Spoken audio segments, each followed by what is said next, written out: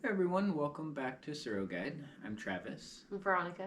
and today we're going to be talking about how we are preparing for our surrogacy journey. So, without any further ado, let's go ahead and get into it.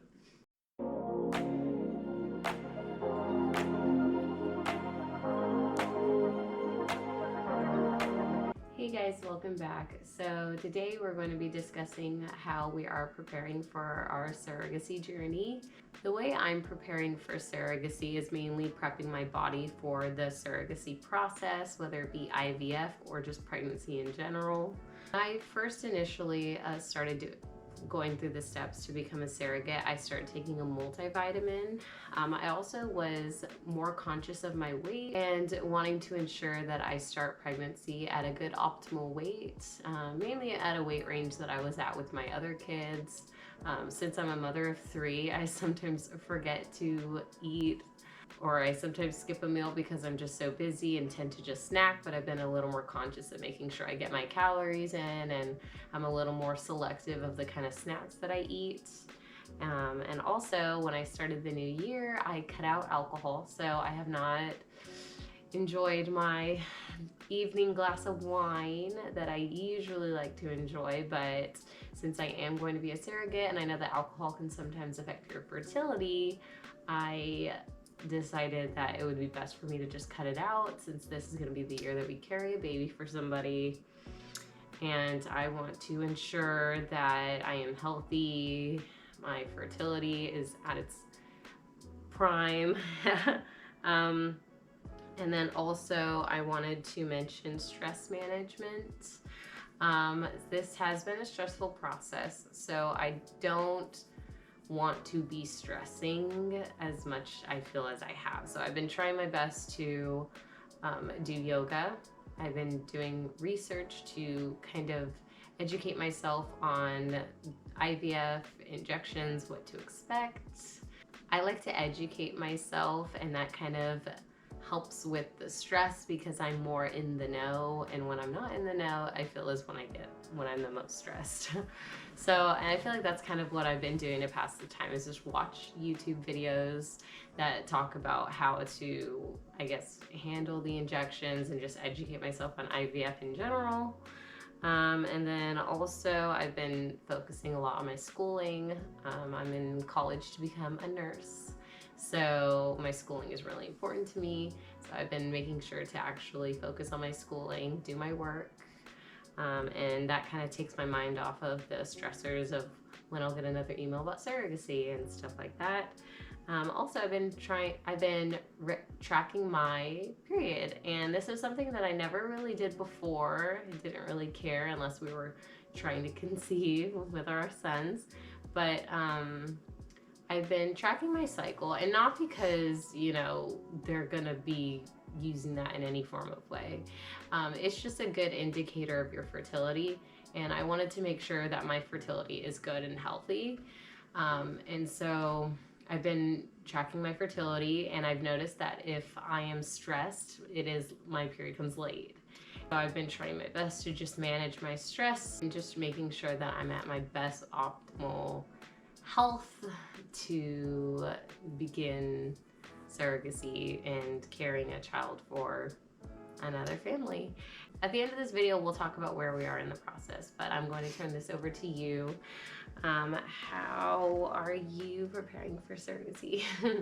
Well, I would say that the preparation on my end has been, I would say, mostly mental preparation at this point. Um, she could give herself the injections.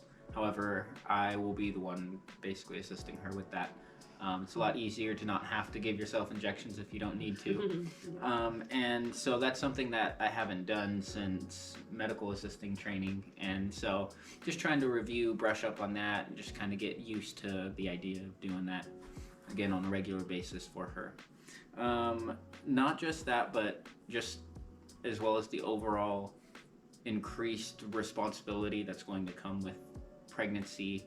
Obviously, she's going to be pregnant again, and there are many struggles that come with being pregnant, being tired.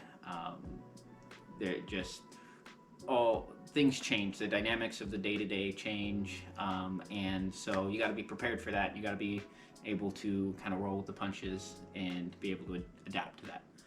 So some of those, just kind of getting prepared for that mentally is probably been one of the biggest things. In terms of work though, I would say I'm preparing also, trying to save up as much PTO as I can. Considering this isn't considered our child, my work doesn't give me any PTO, or I don't get any FMLA or anything like that. So anytime that I take off will have to come out of my PTO. And so that's something that I'm trying to keep in mind and make sure that I'm preparing for, that I have that available when we need it. Also, you know, I'm pretty involved in our kids' day-to-day lives, but if you aren't, it may be beneficial for you to get up to date on your kids' schedules and kind of what they do through the day and things like that. So that way, if mom's unavailable or if she's feeling sick or things like that, you can easily step in, fill that role, and without too much change to their schedule. The kids usually don't do well with too much change. But the last thing that I would mention is just ask questions. I haven't had to do too much research on my own because Veronica has been voraciously researching everything, and so if I have any questions or anything like that, I can easily just ask her. But if you're concerned about the medication, like the injections or how this process goes, or anything along those lines, you can always find resources online to answer those questions to help make sure that you're prepared, because this is, as she mentioned in the beginning of the video, very stressful experience, and while it is wonderful, it comes with its stressors, and you want to be able to be as much of that rock and to be able to support her as much as possible through that. All right, well, that wraps up this video, but we could share where we are at in the process so everyone kind of gets an idea of where we are. Do you want to share? Or? Sure, I'll share a little bit. So right now we got another family's profile, and we like this family and they liked us, and so we've kind of, I would say, proto-matched, because we haven't officially matched yet. But our records have been sent off to the clinic. They're reviewing our records at the moment, and we should be hearing back from them hopefully really soon. Yeah, we kind of hit a not really a bump in the road, but the clinic reached back out, just had a couple questions about my medical records, and it's mainly just any type of procedure I've had. They're just curious, like what was that about? What was the outcome? So just minor questions. So hopefully the next time we hear from them, it should be an approval. Yeah, it's been a lot of hurry up and wait during this process. So we should hear back in a week, 2 weeks max. Once we hear back and we have further movement on that front, we will definitely keep you guys in the know and let you guys know what happens. All right, guys, thank you so much for tuning into this video. Don't forget to like, comment, subscribe. We'll see you in the next one. Bye. Bye.